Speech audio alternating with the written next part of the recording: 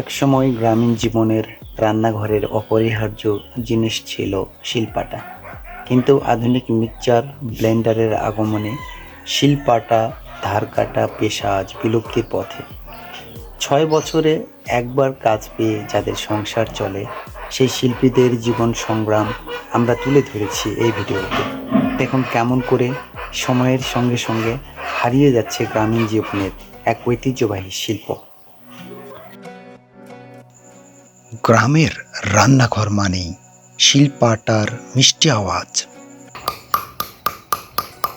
সেই পাথরের সাথে বাঁধা ছিল হাজারো স্মৃতি, কিন্তু আজ আধুনিকতার জোয়ারে হারিয়ে যাচ্ছে শিলপাটা ধার কাটা পেশা।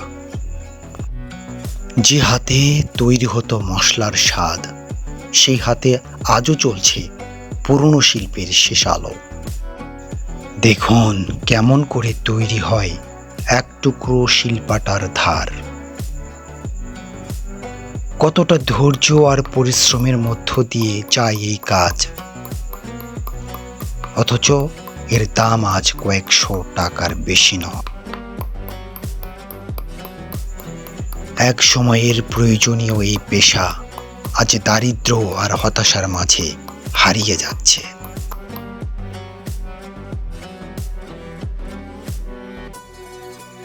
কারিগর বলছে, আগে তো প্রতি মাসেই আমাদের ডাক পড়ত।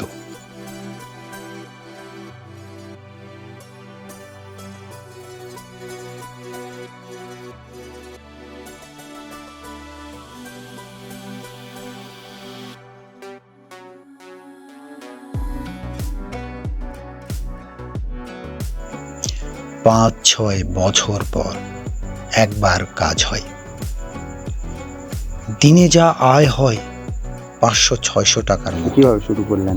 আমার বাপ দাদার আমল থেকে আমি এখানে মনে কর ধরো বাপে শিখাইছে এই কাজ করি আমি।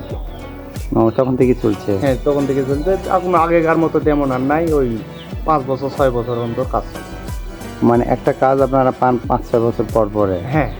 এখন যে এই পেশাটা এখন নেই, আগে এই পেশাটা কেমন ছিল? আজ থেকে 5 আগে বছর, বেশি 10 ছিল, বছর? এখন এতটুকু নেই। এখন বেলিন ডাললাম, এখন ওই কুটা ঝাল খায় এই পর্যন্ত। এই কারণে এখন পাটাতেই তেমন লাগে না, 5-6 বছর পর। মানে আপনাদের এই পেশাটা কি বলে, পাটাতে ধার দেওয়া নাকি না শান দেওয়া? পাটাতেই ধার কাটা। ধার কাটা? হ্যাঁ। আপনি তাহলে কত বছর হলো এই পর্যন্ত? 18 বছর। 18 বছর হয়ে গেছে? হ্যাঁ, 18 বছর। মানে বাবার কাছ থেকে শিখছেন? তাদের বাবার কাছে থেকে শিখছি।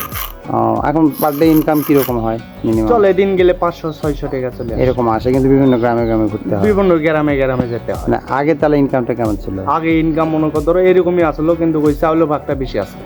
চাল দিত না? হ্যাঁ, চাল দিত। এখন এখন চালের মানুষ আর দাম চাল বেশি, দেয় এখন না। অত পাওয়া যায় না। টাকার ভাগই বেশি নেই।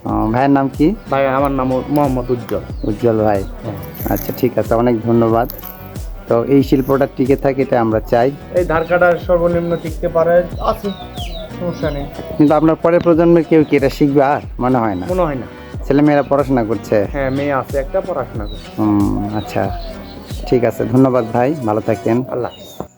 তাহলে এভাবে কি কারিগরদের সংসার চলবে? আজ রান্নাঘরে শিলপাটা নেই, আছে মিক্সচার, ব্লেন্ডার, রেডিমেড মশলা। প্রযুক্তি বদলে দিয়েছে মানুষের রান্নার অভ্যাস, আর তার সাথে বিলীন হয়ে যাচ্ছে ঐতিহ্যবাহী এই পেশা। কারিগরের কথাই উঠে আসে। তিনি বলেন, মনে হয় আমাদের পর আর কেউ ধার কাটবে না। পেশাটা বাঁচবে কিনা তাও জানি না। ছেলে মেয়েদের শেখাতে চায় না, কারণ এর ভবিষ্যৎ নেই। ভিডিওটি ভালো লাগলে লাইক ও সাবস্ক্রাইব করবেন, শেয়ার করবেন এবং কমেন্টস করতে অবশ্যই ভুলবেন না।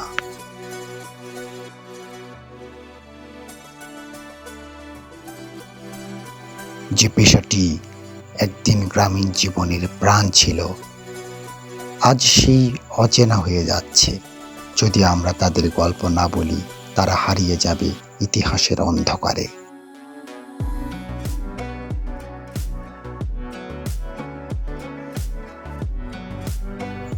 ঐতিহ্যকে বাঁচিয়ে রাখতে হলে আমাদেরই এগিয়ে আসতে হবে।